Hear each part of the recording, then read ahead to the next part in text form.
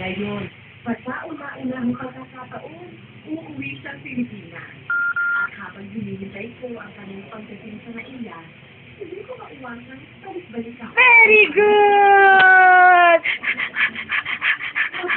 Kevin ng isang African-American Air Force. Wow, you're drinking your milk. You're drinking soft drink.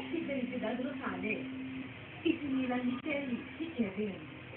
Very good! Kailanman, hindi na muli nagpakita. Hop! 23 taon ang nakalipas. Tinata na ngayon Ha? si Kevin.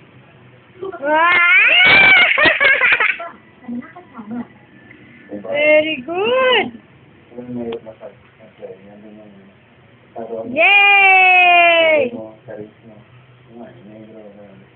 Pagkatapos lang Nico, one at a time. nagbunga ang lahat ng hirap. Nang makumpirma niya sa internet, nabuhay pa ang ama. Taong 2002, Hop! nagkaroon ng komunikasyon ang dalawa sa pamamagitan ng email.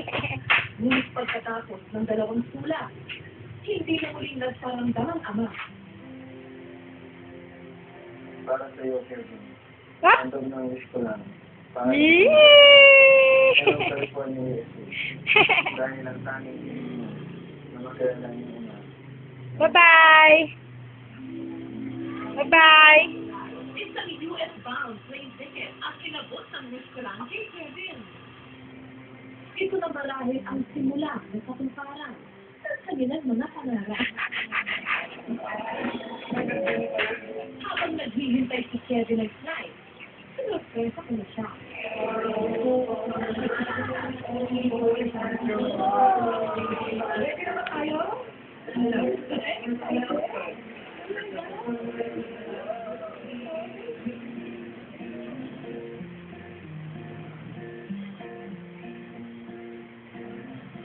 Okay, Kevin.